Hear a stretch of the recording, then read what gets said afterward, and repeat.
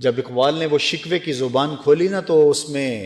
شکوہ کیا کہ کافر کو حور و قصور دیے گئے ہیں اور ہمیں صرف وعدہ حور پہ تنخواہ دیا گیا ہے، تو اس کا پھر جواب بھی آیا کہ تم میں کوئی حوروں کا چاہنے والا ہی نہیں، جلوائے طور تو موجود ہے کوئی موسیٰ ہی نہیں، کوئی طلب سے وہاں آ کر کے جھولی پھیلا کے مانگنے والا ہی نہیں، تمہارے اندر دولت عثمانیوں ہی نہیں ہے۔ دولت مند تو حالات تھوڑے تلخ ہو جاتے ہیں تو وہ اور تنگی کر دیتا ہے، ذخیرہ اندوزی کرنے بیٹھ جاتا ہے۔ مدینہ المنورہ کے اندر ایک زمانے میں کوئی قحط کی سی کیفیت پیدا ہوئی اور حالات تنگ ہو گئے، اور لوگ منتظر تھے حضرت سیدنا عثمان غنی رضی اللہ تعالیٰ عنہ کا تجارتی قافلہ غلہ لینے گیا ہوا تھا۔ تو جب وہ تجارتی قافلہ پہنچا مدینہ المنورہ میں تو اس سے قبل ہی کہ وہ لوگوں میں بیچا جائے تو کوئی تاجر آگے نے کہا کہ ہم اس کو ڈبل قیمت پہ آپ سے لے لیتے ہیں،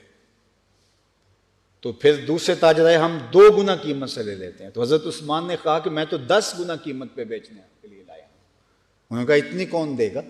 کہا کہ ایک ہے جو مجھ سے 10 گنا قیمت میں خریدے گا۔ اللہ! اور وہ منتظر تھے، وہ کون ہے؟ تو آپ نے اپنے خادموں کو بلایا، کہا مدینے کی گلیوں میں سے یوں ہی بانٹ دو، من جاء بالحسنۃ فلہ عشر امثالھا، میرا مالک 10 گنا مجھے عطا کرے گا۔ حالات اس طرح ہو تو اسلام تو یہ ہے، اور ہم جب اس طرح کے حالات ہوتے ہیں تو چیزوں کو اور لپیٹ کے بیٹھ جاتے ہیں، تو پھر کیا مصیبت ہو۔ یہ پیٹرول مہنگا ہوا ہے تو رات لائنیں لگی تھی، وہ چاہ رہے تھے کہ 12 بجے کے بعد ہی سیل کریں۔ آپ مجھے یہ بتائیے کہ ایک روٹین کی سیل ہو رہی ہے اور خریدا بھی اس حساب سے اور نفع میں بیچا جا رہا ہے، تو یہ ہم خود اپنے آپ کو دیکھیں ہم کھڑے کہاں ہیں۔ جب میں کہتا ہوں الہی میرے احوال دیکھ، حکم ہوتا ہے اپنا نامہ اعمال دیکھ،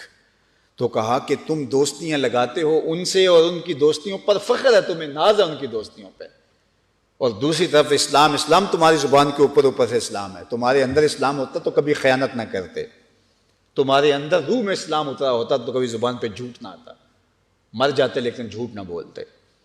تمہاری روح میں اسلام اترا ہوتا تو کیسے تم غنائم کو ہڑپ کر لیتے، کیسے تم حکومتی خزانے کو نوچتے، کیسے تم جو ہے وہ لوگوں کی زندگی تلخ کر دیتے، کیسے تم ذخیرہ اندوزی کرتے، کیسے تم جھوٹی قسمیں کھاتے، کیسے تم اپنے ہمسائے کو تکلیف دیتے، کیسے تم راستے کو بند کر کے اپنی ضرورت کے لیے کھڑے ہو جاتے اور راستے بند کر کے لوگوں کو اذیت پہنچاتے اور تکلیفیں پہنچاتے، کس طرح تم لوگوں کے اندر نفرت کے بیج بوتے اور فرقہ واریت سے لے کر کے جو ہے وہ باہمی منافرتیں اور شریکہ برادریاں، یہ کیا کچھ تم نے بنایا ہے؟ یہ کیا اسلام ہے، دین ہے؟ یہ حضور کا دیا ہوا دین نہیں ہے، یہ تمہارے نفس کی تراشی ہوئی چیزیں ہیں، اور پھر کہتے ہو کہ ہمارے رب نے ہمیں جو ہے وہ کہاں رکھا ہے۔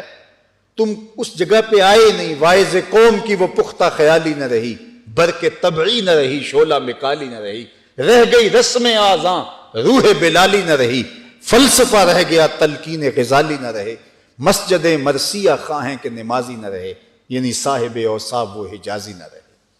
تو آج ہم وہ ہیں ہی نہیں ہیں، نماز روزہ حج زکوٰۃ سب کچھ ہے باقی، مگر تو باقی نہیں۔ اقبال نے کہا تھا یہ سب باقی ہیں، یہ رسمیں رہ گئی ہیں، لیکن تو اندر سے جو اصل وہ روح جو تھی وہ ختم ہو گئی، اور نتیجہ کیا کہ آج جس حالت میں ہیں اللہ تعالی ہمیں محفوظ فرمائے اور ہمیں سچی توبہ کی توفیق دے، ہم لوگوں کے لیے نرم دل بنے، آپس میں نرم دل اور دوسروں کے لیے کافروں کے لیے سخت دل، لیکن ہم کافروں کے لیے نرم اور اپنوں کے لیے سخت بنیں، اور جس کا نتیجہ جو ہے وہ ہمارے سامنے ہے۔ اللہ میرے وطن کی حفاظت